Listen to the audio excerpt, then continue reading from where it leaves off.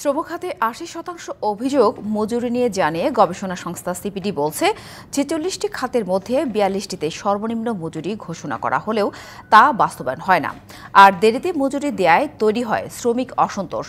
রাজধানীর ধানমন্ডিতে শ্রমিকের জীবনমান, কর্মপরিবেশ ও অধিকার সংক্রান্ত সংস্কার উদ্যোগ অন্তর্বর্তীকালীন সরকারের জন্য প্রস্তাবনা শীর্ষক আলোচনার আয়োজন করে সিপিডি।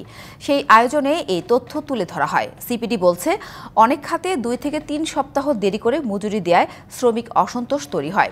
শ্রমিকের সন্তানের পড়াশোনার কোনো খরচ বেতন কাঠামোতে নেই।